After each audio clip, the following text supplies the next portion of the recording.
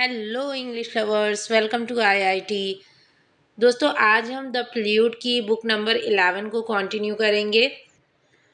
तो book number 11 में Wordsworth discuss करते हैं कि फ्रेंच रिवॉल्यूशन ख़त्म हो चुका था और धीरे धीरे सब कुछ नॉर्मल हो रहा था, लेकिन अभी बहुत सी चीज़ें ऐसी थी जो करना बाकी थी। तो इस पार्ट में वर्ड्सवर्थ मेनली अपनी पॉलिटिकल फ़िलॉसफ़ी का ज़िक्र करते हैं। वे कहते हैं कि किसी भी चीज़ की अति अच्छी नहीं होती, यानी हद से ज़्यादा कोई भी चीज़ अच्छी नहीं होती है। रिवॉल्यूशन होने चाहिए, लेकिन उनके सिद्धांतों को ध्यान में रखा जाना चाहिए। मतलब जिस जिन प्रिंसिपल्स के लिए रिवॉल्यूशन होते हैं वो प्रिंसिपल रिवॉल्यूशन के एंड तक चलने चाहिए। लेकिन होता क्या है कि रिवॉल्यूशन तो कुछ अच्छे प्रिंसिपल्स के साथ शुरू होता है, लेकिन जब लोग उनमें शामिल होते जाते हैं तो वो प्रिंसिपल्स का रुख ही मोड़ देते हैं, वो सिद्धांतों को बदल देते हैं, जो कि किसी भी देश के लिए फिर हानिकारक सिद्ध होता है। आगे वो कहते हैं कि सरकार को भी लोगों की बात सुननी चाहिए और उनके हित में ही पॉलिसीज़ बनानी चाहिए। साथ ही समाज में इनइक्वालिटी को हटाने की कोशिश करनी चाहिए।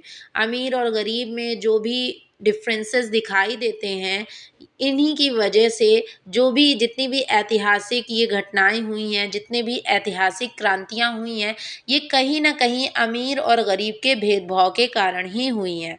इसके बाद वर्ड्सवर्थ गॉडविन नाम के एक फ़िलॉसफ़र की फ़िलॉसफ़ी पर भी चर्चा करते हैं, जो कि रैशनलिज़्म पर आधारित है। रैशनल का मतलब है तर्क का इस्तेमाल करना। किसी भी समाज को रैशनल डिसीज़न लेने चाहिए, ना कि इमोशनल और सेल्फ़िश। इस बुक के लास्ट पार्ट में वर्ड्सवर्थ फिर से अपने घर के बारे में बताते हैं। वो अपनी बहन डॉरेथी के साथ शाम को लॉन्ग वॉक पर जाते थे और इन सारी घटनाओं की चर्चा करते हैं कि वो उसके साथ क्या कहाँ पर घूमने जाया करते थे, वो लोग क्या बातें करते थे। तो ये सारा डिस्कशन उन्होंने बुक नंबर 11 में दिखाया है।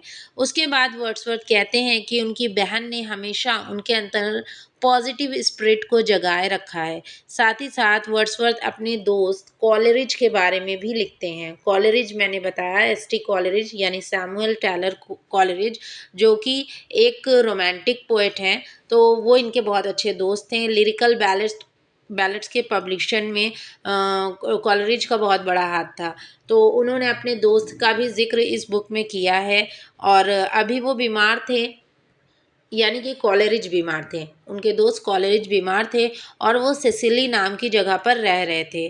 कवि अपने दोस्त के जल्दी ठीक होने की कामना के साथ इस जो ये इनका ये पार्ट होता है, इसको वो फिनिश करते हैं।